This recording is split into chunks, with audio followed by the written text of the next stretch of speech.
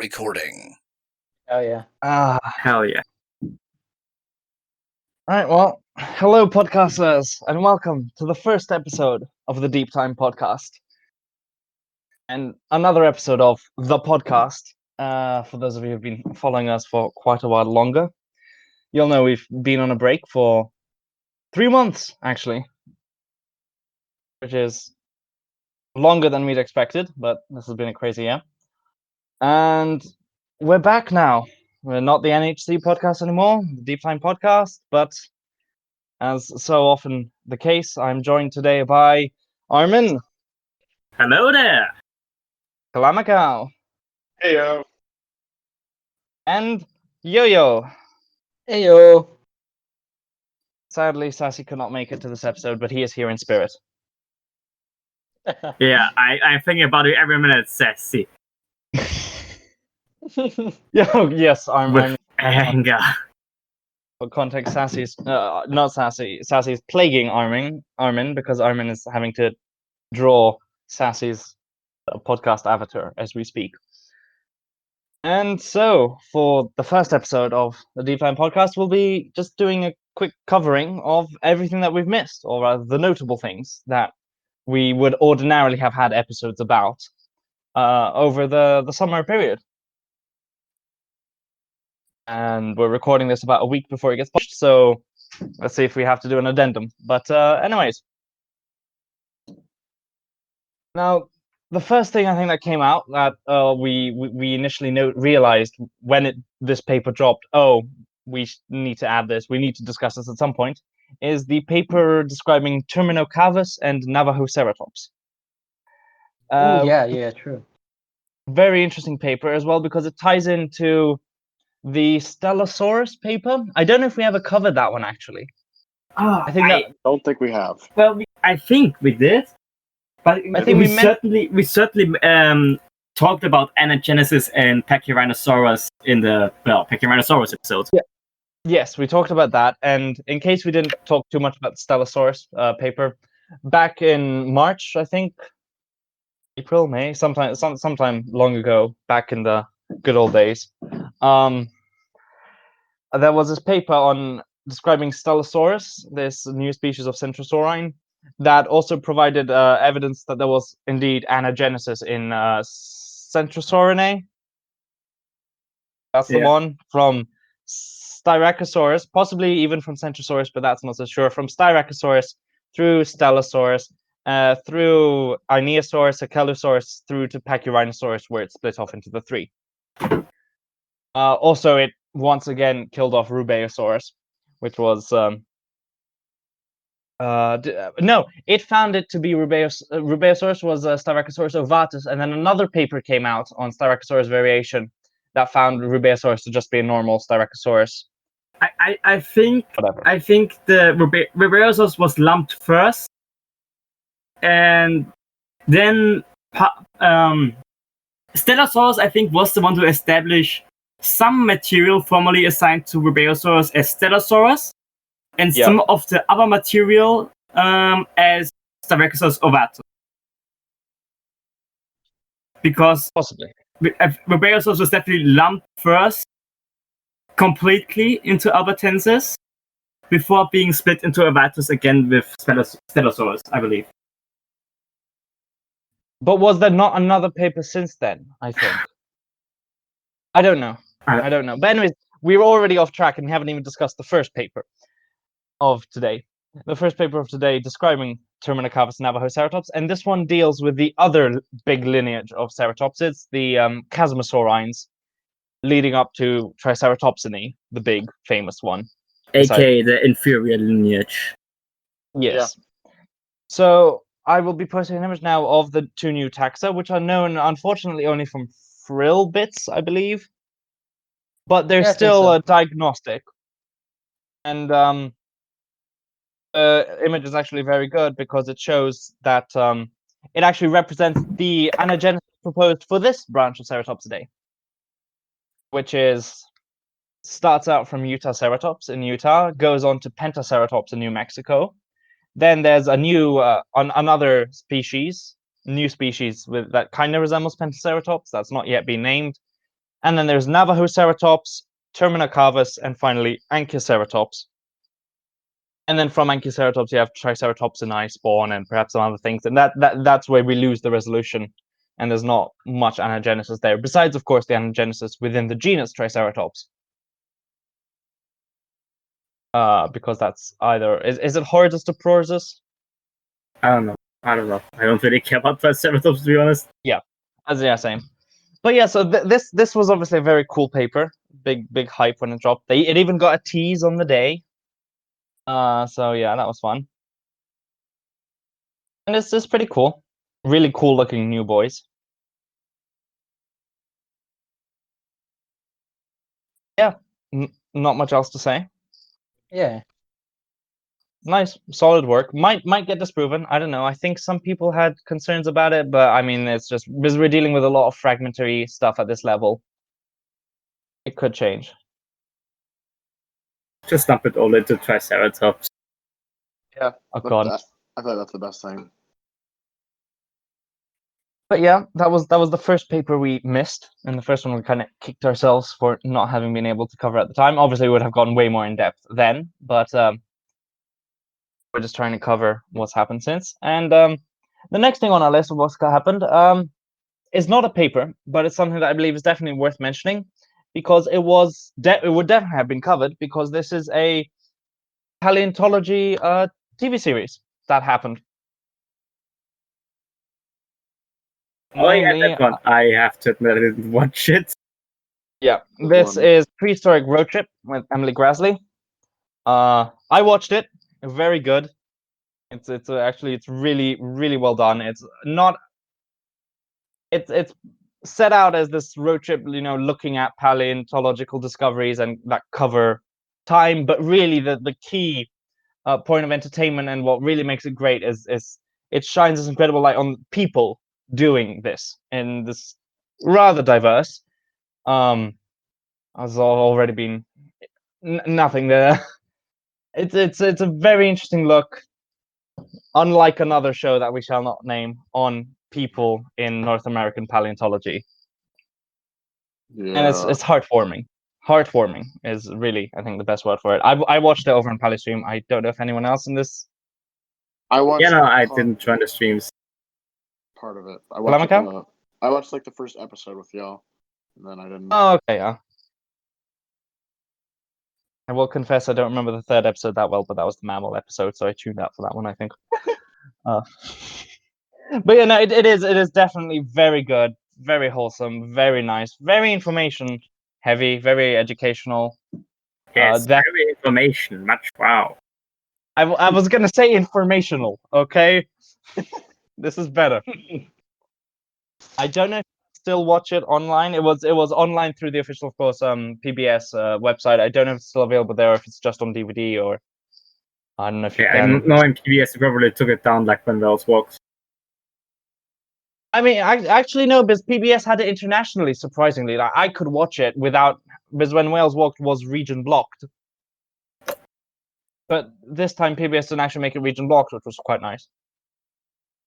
So I don't know if it's still up there, but either way, definitely try and check it out. Big shout out to all the crew. Got some nice animations in there as well, 2D animation styles, drawn by Franz, I believe, Franz enough on Twitter. Very good stuff. Franz Anthony. Franz Anthony, yes. Yeah, and I'm sure if it's pronounced like in the German way or something because it's confusing. Oh, okay. But yeah, big fan. That was very good. Yeah. By the way, hell yes to Invertifest going on right now. What? Invertifest going on right now. Also involving him. Hell yes. Yeah. Big shout out. Oh yes. Sorry, my mind for some reason cut out. Can you repeat that? He's. What? What? What? What's your favorite color? Yeah. Yeah. Right. Well, I'm cutting this entire bit out. And back to the right. So now is the moment we're all waiting for. Okay, there was this groundbreaking paper that came out This was huge, really huge. Oh, it's something we were all really waiting for, really looking forward to. Rahanavis monograph. Oh yeah, that's a thing that's happened. Yay! Archaeopteryx skeletal. Yeah, they haven't. They didn't update their skeletal since 1999. Which, I mean, the material still fits the look. Personally, I would have obviously preferred a more Unenlagid in reconstruction, because I'm of the opinion that Rahanavis is a Unenlagid and not a non-Unenlagid Avialan. But I mean, that's still not to be proven. And the paper actually does not deal with phylogeny; it's solely osteological. Which, on the one hand, I would have liked to see more phylogeny, because I think that's one of its most interesting features. Since its osteology was already pretty good. And all that said, what we do get is a dentary that's actually really nice. So we are getting more material. Still not enough to improve its life appearance solely through osteology. So I think that's why I was looking forward to phylogeny, because that might help solidify more its relations. And also because Rahanavis is also cool, because it might be an independent acquisition of flight in Paraves all by itself. If it is not an Avialan. But we'll get to that later, because there's actually more on that this year, which made me a very happy chap. And yeah, but overall, good paper, and I have finally had closure, and I can be happy now. Yay! And I was monograph. Yeah. Yeah. But yeah, that's nice. Well figured. Unfortunately, I believe Andrea Cow added it to his matrix, but then never said where it ended up, as is usual, and Mickey Mortimer just never addressed it. So, if Yep. Oh yeah, Andrea Cow. Andrea Cow popped up a few times over the past, but we won't go into that because he didn't publish anything important. Yeah, it's just. But we have another monograph to move on to, Yay! Oh yeah, this one. Yay! which we were originally planning to try and end the podcast on. That was delayed due to coronavirus. Which is Oh the yeah. Dilophosaurus monograph. Back to Yeah. our boy, the one that kicked off this whole podcast in the beginning. He's changed a fair bit from the original, so we'll go a bit more in depth. Mainly, the main takeaway is he's more robust, Yeah, much more more. bulky. Scarily big. Which itself was not like news, because it was known. It's just never had. It just was more of a subconsciously, you never really accepted that Dilo was robust, because we knew that the Dilo reconstructions were based on subadults, just like with so many other theropods, and even Rhamphorhynchus. Armin. Yes, thank you. But it's just cool to have it published, and it's fascinating. Yep, it's big, it's chunky, it's huge. The skull is like half meter long at least. Yeah. Absolutely enormous. It's big, yeah. Still no real clarification, unfortunately, on whether or not the backwards pointing thing over the eyes was by itself or part of the crest. But I suspect it was probably part of the crest. Yeah. It's just it is damaged to some degree, like. Yeah. Brian Eng, I know, has strongly supported this idea that the crest was actually the base for a larger keratin structure, perhaps even a casque. I mean, yeah, I would certainly have been augmented with keratin. I don't know to how much, to what extent I would have deformed it. I said Brian Eng has done some brilliant work alongside the monograph, such as this, the puppets, and he's currently working on a life-size model as well. Yeah. But it's gorgeous stuff.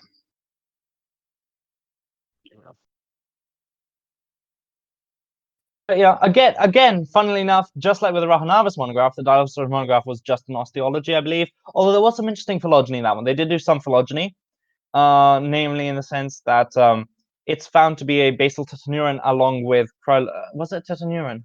Or was it just outside tetanurae? Either case, it doesn't really matter. But yeah, so basically you've got Coelophysoides, But then outside of that, you've got, I believe it was Zupaisaurus, Dilophosaurus, Cryolophosaurus, and then you have the other boys like Monolophosaurus and Tetanurans.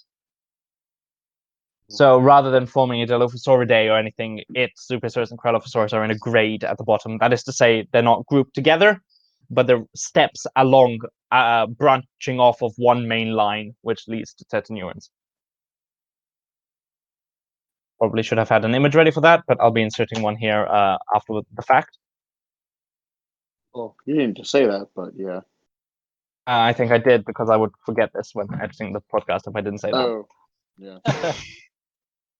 But yeah, it's pretty cool though, and it's nice to finally have Dilophosaurus also get some sort of a long-last osteology closure because it's had quite a tormented history. And it's truly a very, very interesting boy, especially with its more robust form. I'll miss you, skinny Dilebot. I won't. Me either. Big Chungus Dilo is nice too. And speaking of Big Chungus, on to our next paper. What? Smooth How's that for a transition. segue? Smooth transition. How's that for a segue? We had the publication of the Hell Creek Alvarezsaur, Triarchunkus, which many people have said could also be pronounced Triarchunkus. Oh yeah. Please go jump into a fiery pit. Yes, those people are objectively wrong, but Triarchunkus, which means, are you ready for it? Do you guys know what it means? Yeah, I know what it means. Captain Hook. It means Captain Hook. Ordinarily, that would be stupid, but this taxon is pretty much only known from its unguals. So, you know what? I'll let that one slide. And at least Captain Hook is Yeah. not a Marvel character. So, Whew. Oh yeah, just wait until phase 5. Oh no. No. Captain America, Shanty Wars. As in sea shanty, in case it wasn't obvious. Oh no.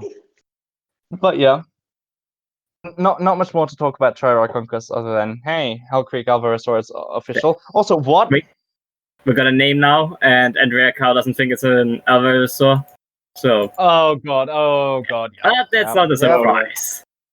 There's Yes, some more material Andrea about Cow it took him coming about soon. 2 hours to say it doesn't look like an Alvarezsaur claw, What and did he everyone say else it was like, was? oh, he didn't say anything. I think he just said it doesn't look Oh. like an Alvarezsaur to me, and everyone else was like, bruh. And then he ran away from Twitter a bit later. But I believe there's some more material coming at some It's point. actually a turtle. But I mean, would not be surprised. Okay, half of everything in Hell Creek is turning out to be turtles, but yeah. Turtle Central. yeah. Turtle Also, fun fact: it would have been our backup name after Deep Time Podcast, National Turtle Central Podcast. Yes. Yeah. We were really thinking about it. The NTC. Yeah. Still though, Hell Creek Alvarezsaurs in Hell Creek, that's pretty cool. You gotta admit. Yeah, no. Yeah. Cool stuff. Yeah. Just for the fact that they are, like, there's nothing inherently unique, I think, about it, but it's nice. Amazing model by Boban Filipovic. Oh yeah. It's awesome. That's life size. He also done a Caroraptor and all that by Delphodon. Amazing stuff. But yeah. So that's another bit of closure over something that was taking quite a while. And speaking of closure, something taking quite a while in monographs, and another big monograph drop. Yeah, This this boy. one. Dinosaur.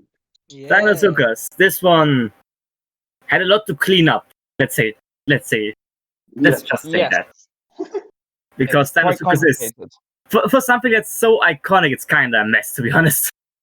Yeah. But the monograph actually cleared up a hell of a lot. In addition to doing some amazing figuring of the known material, it describes a new species, Dinosuchus schwimmeri. A fantastic name for a swimming animal. It's perfect. I love it. And also killed off, it was Dinosuchus Rugosus. rugosus. It's not Dinosuchus diagnostic, yeah. Is not diagnostic. Yeah. Now, Hetcherai is it's diagnostic, but only the one specimen. yeah, and only one autapomorphy actually. I was looking at the paper again.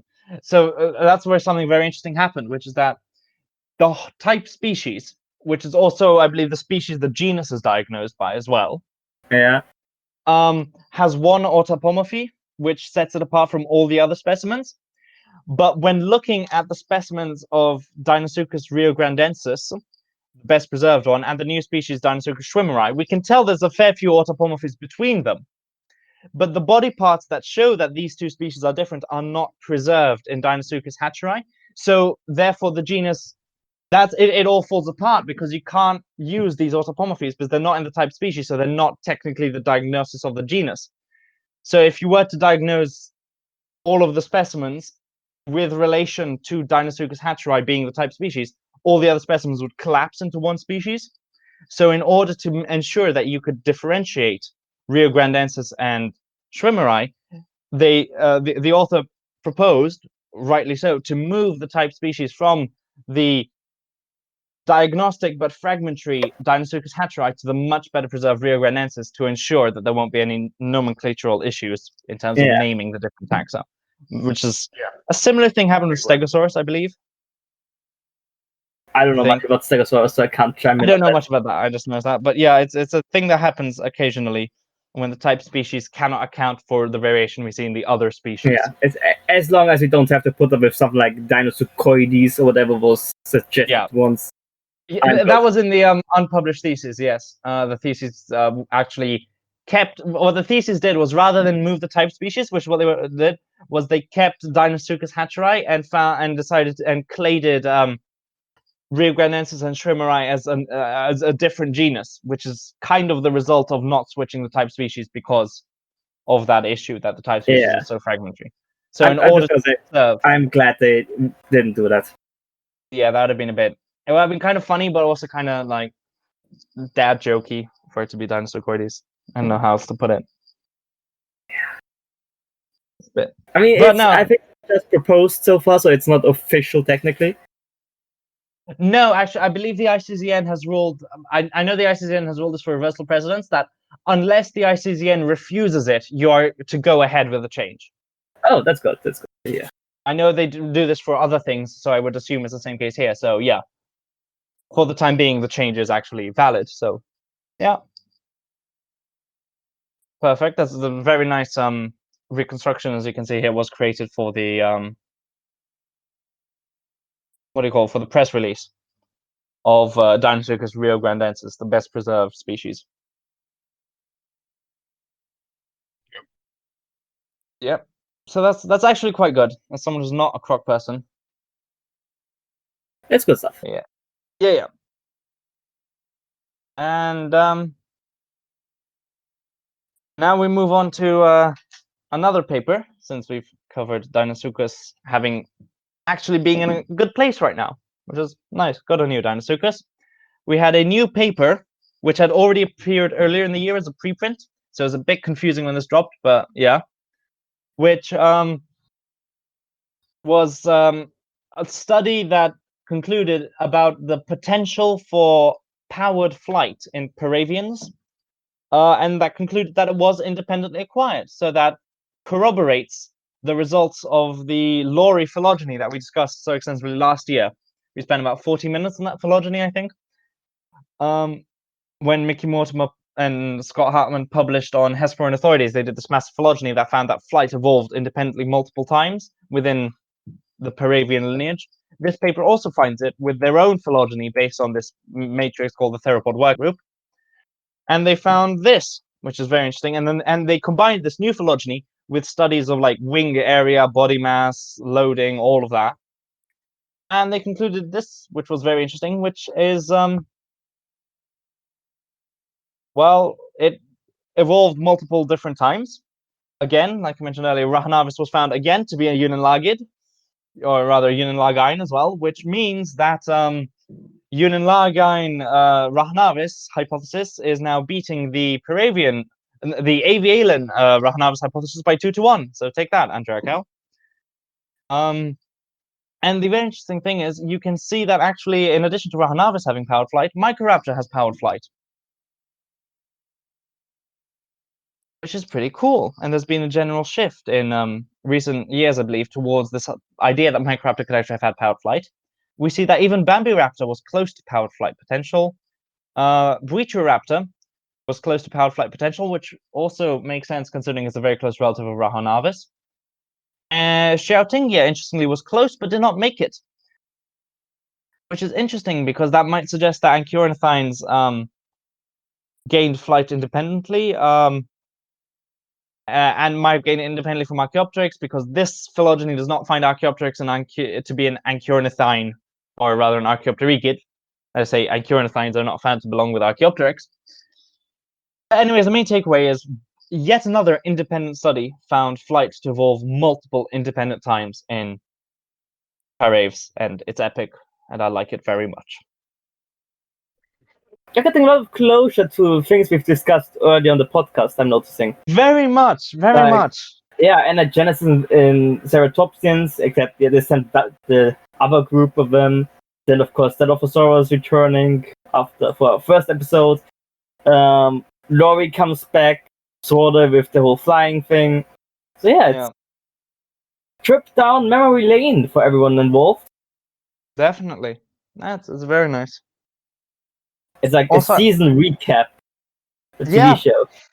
Yeah, true. Last time on the podcast. Oh, and it'll get better as well with our next paper, but before, with our next Sassy is in a coma.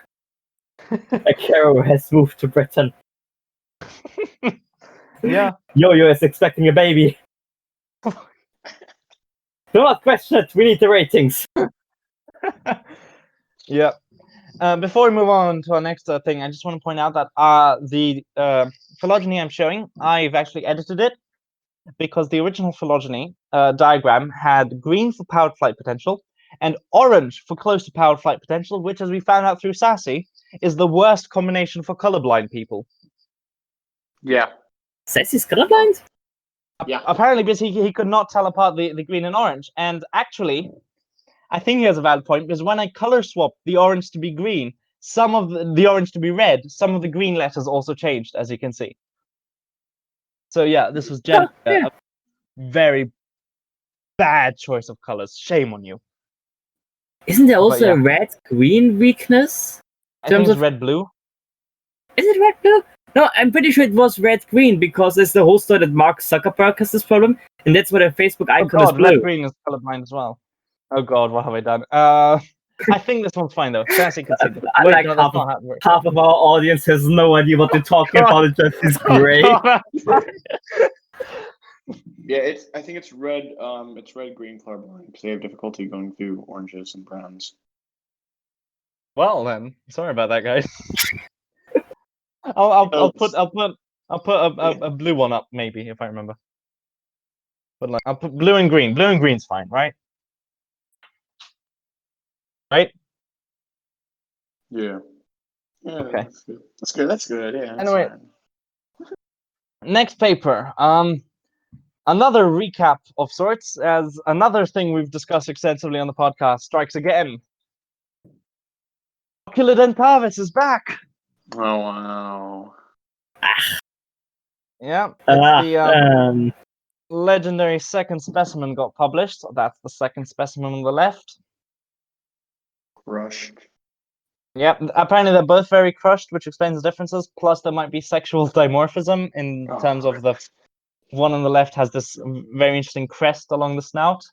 That's kind of resembles stuff we can see in lizards, some lizards today. Mm-hmm. So it's so different. Yeah, if I had to wager a guess, I'd say the whole back half of the skull in the new specimen is just crushed and would probably have, in life, the animal probably resemble the first one more, except having a wider snout. Yeah. Yeah, it's honestly very bizarre. I mean, the main point is that, of course, not the skull, but the fact that the new specimen also had neck vertebrae and I think a few ribs, which solidified it as a lizard. Finally. So yeah, it seems to be solidified as a lizard. On the one hand, I kind of feel like I would love a third specimen just to clear up what it looked like, since both of these are very crushed. On the other hand, given the horrible political, ethical, and humanitarian issues that we've already discussed surrounding the acquisition of these specimens, plus in addition the possible, obviously less severe because they're not humanitarian and ethical, but ethical, but not humanitarian issues, but still there were some issues around the actual publications thereof of these specimens. There was a lot of drama because a few days, obviously there was a lot of damage control done actually because the authors of the original paper could sense that this I say could sense, probably knew that this second specimen was going to be published. It was doing the rounds everywhere as a rumor. They first of all published a new paper commenting that perhaps it might be a lizard, and then they retracted, which was huge, the original paper of Onoculus dentavis.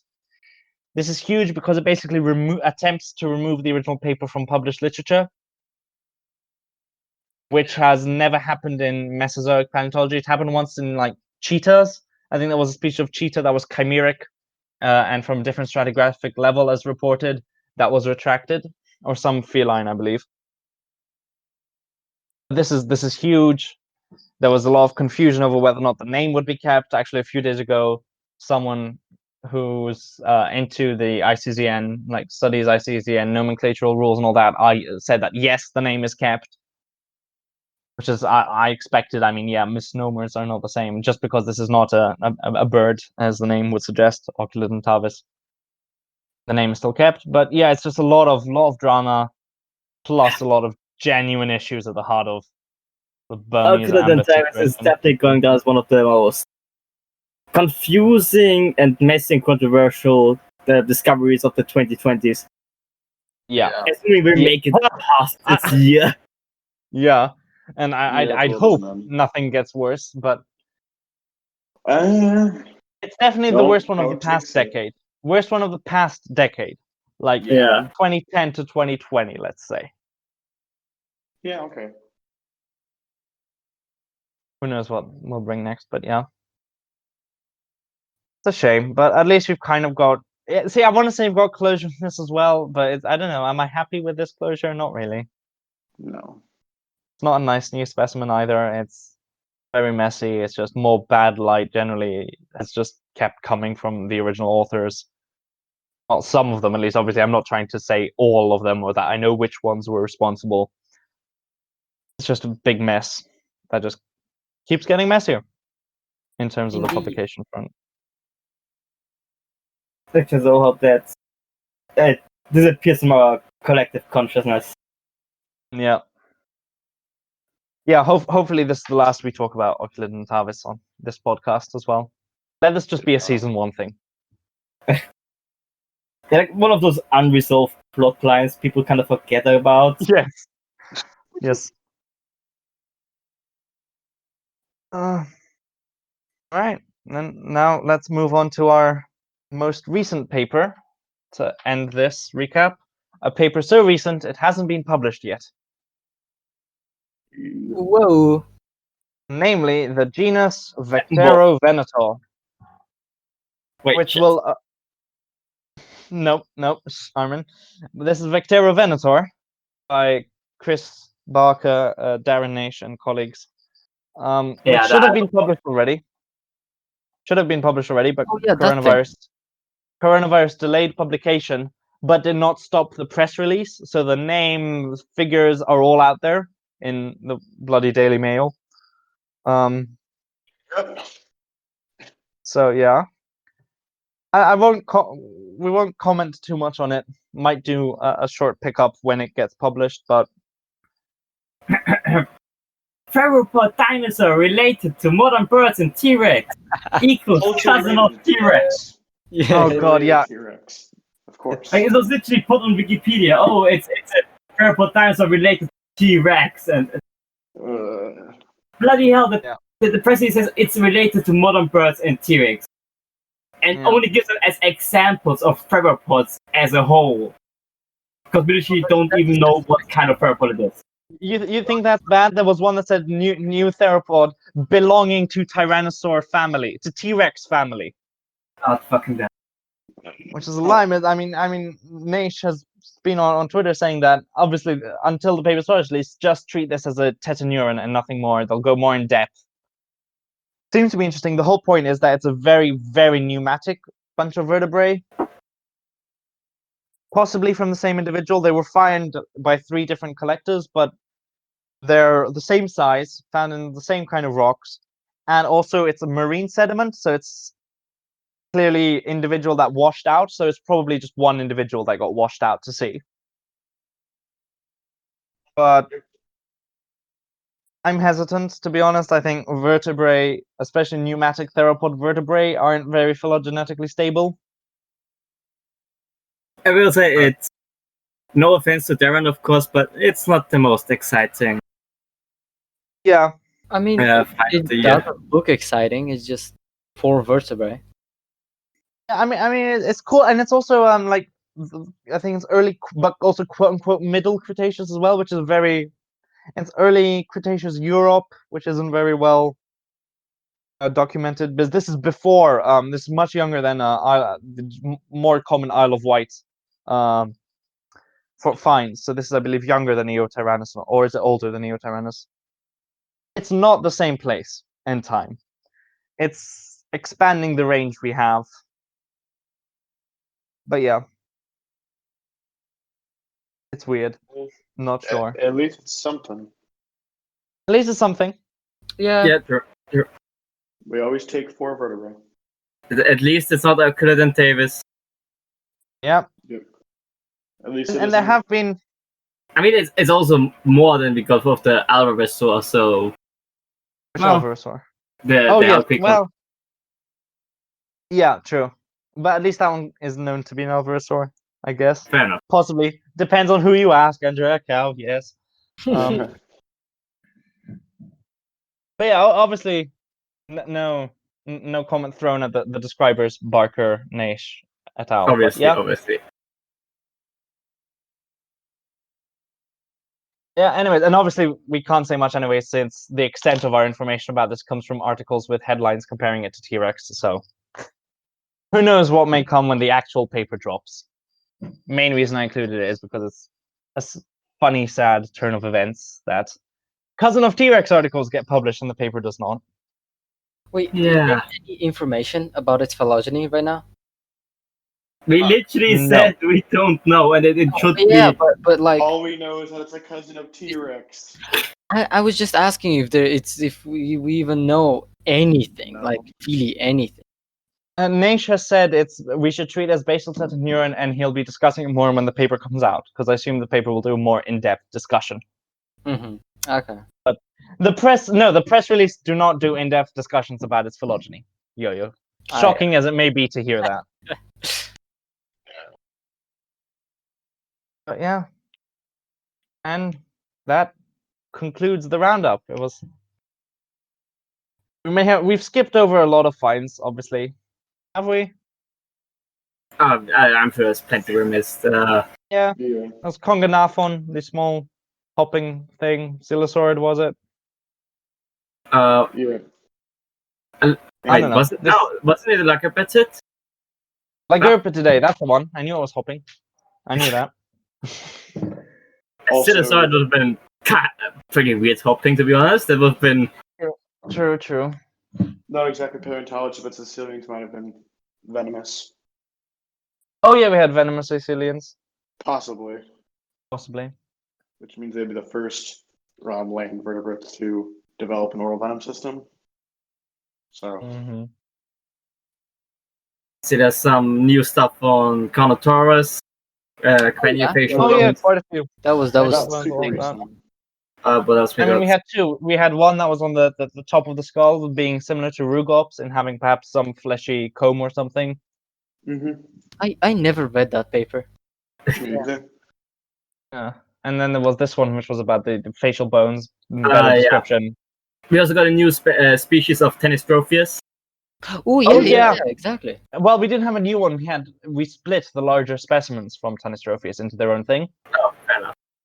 So the smaller species is like less macro well, they're both aquatic ambush predators, I think, but the bigger one will be taking on bigger prey and has like a more interesting skull and is wide, while the original Tanistropheus, the small one, is thin, snoot. The larger one really reminds me of like the skull reminds me of a plesiosaur or something. They got a new Yeah. genus of canagnathids. Canagnathids. Whatever. I don't know. Yes. Whatever. Those Oviraptorosaurs that aren't Oviraptorids. The Yeah. American guys. Yeah. What else was cool? I'm just scrolling through the bloody Pelion News channel No. on Pelion. Yeah. No cheats. No cheats. Cheating. Cheater. Can't stop me! we got a shit ton of whales. Oh yeah. And Oh those- yeah. Wait. Holy shit! We got a couple of Tons. from Italy, and kind of Risa, Risa. and kind of Risa.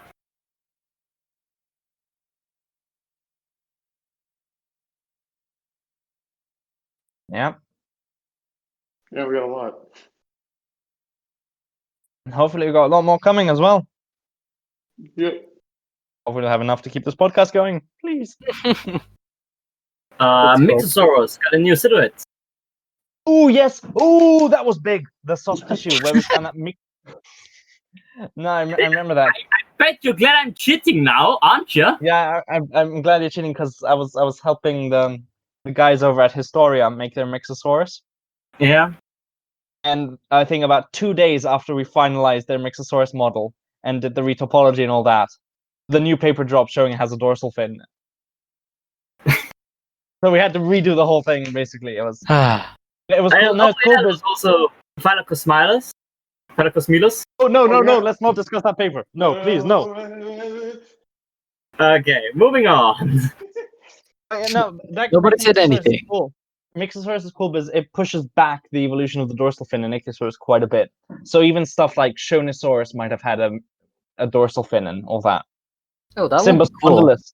Simbospondylus probably had a dorsal fin. All of those. Really damn cool. Yeah, much more marine adapted even then. Oh yeah, it was a saber-toothed anchovy. Joshua drew. Yeah, true. Yeah, I think we already talked about Antilopherium back when we still were NHC, so I think that should. I think it should be most. That's back to Spinosaurus times, isn't it? Yeah, it was. I think it's the same day as Spinosaurus. That was the same day as well as Stellosaurus. I think was the same day. No, I think Stellosaurus was like 1 day earlier. No, I think it was the same day. I think it was like the morning or something. Also, oh no, it might be the day. It might be this day earlier. Might be.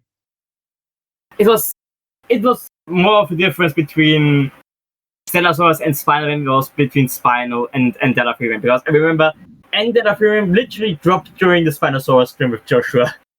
I mean, yeah, that dropped afterwards, but I think Stellosaurus was like the morning, and then about 2 hours later, Thomas Holtz dropped his tease that like 5 hours, guys, put your pencils down, stop drawing Spinosaurus, and everyone forgot about Stellosaurus. Oh, yeah, fair enough.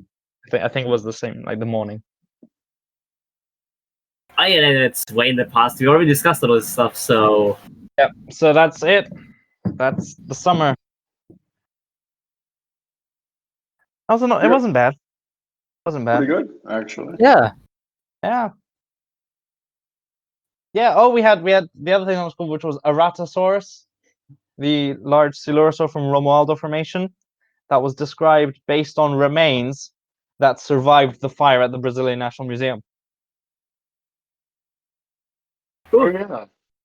Hence the name Aratasaurus, which means fire-born lizard. Apparently. Didn't it have like the wacky phylogeny? I don't know which one had the wacky phylogeny. One of them did. Oh no, I think it did have the wacky phylogeny. Yes. Yeah. Oh! We forgot about the. Speaking of wacky phylogenies. Speaking of wacky phylogenies, how do you guys like your ornithopods? Oh yeah, fucking Pachycephalus or Oh, that was a thing. Yeah, Oh yeah. Oh my god, I totally forgot about that. Yeah, apparently Heterodontosaurids, or like Heterodontosaurs in general, are basal to Pachycephalosaurs. Yep. And I think they not just are- they- basal too, they include Pachycephalosaurus, I think, Yeah. was the idea. That, basically, heterodontosaurids are no longer a clade, but a grade leading up to Pachycephalosaurus Yeah. and kin. Very weird. I mean, when you look at the mouth, like kind of the beak-ish area, they look similar. Definitely. It really pushes back the split in marginocephalians. Yep. Hmm. Like early Jurassic, I think. Late Triassic? Early Jurassic, yeah. Early Jurassic. Yeah. Weird stuff. Don't know It's a- how much. I don't know how long it'll hold up though. I yeah. not sure how to. I mean, I'm sorry. They put Heterosaurus as the outgroup taxon, as in the most basal, like the thing everything is not related to, and then as the most basal ornithopod, they have Chilosaurus, Yeah. Whenever you put which is like Chilosaurus in, an just- entire thesis has found it to be a basal tetaneurin. But you're like, yeah, let's put it as an ornithopod. So Yeah. that I'm not sure how well it'll hold up, and I know like Catherine Forster is working on an ornithopod from the Shishugu Formation, from same one as Guanlong, that apparently has implications on the evolution of marginocephalia, perhaps as well, the split there. So, yeah, I'm not placing any cards on this lasting. We will see how it goes. Yeah, yeah, that was a big one. The moment that dropped. Anything else we might have missed? I think we covered most of the stuff, at least the most important stuff. Yeah, we're obviously not gonna cover the one who shall not be named. Jesus fuck. Ah, the thunder! The thunder outside the window. Lovely. it's poetic. Yeah, God is angry. He must have seen it too. I couldn't even watch it. I just couldn't. what are we talking? Oh! Don't. Yes, that thing. Yep. I was like 2 minutes in, and I'm like, nah. Yeah. Right. So, shall we wrap up this episode then? And say Yep. Yeah. Yeah, let's wrap it up, I guess. this kicks off the Deep Time podcast, also known as Series 2 of the podcast of many Hell names. Hoping you like the new logo and stuff. Like, Yes. Yeah. very Avatar's funky. normal. I definitely very much enjoy it. Yeah. Yeah, and we hope you stick around. We've got some good things already recorded and fun stuff. We important stuff. still need to adjust it to the name change. Some cool stuff in the plans. Yeah. Yeah. And and we'll buckle in for a fun ride ahead for the rest of this god awful year. Yeah. See you guys in the next one. Bye bye. See ya. Goodbye. Bye.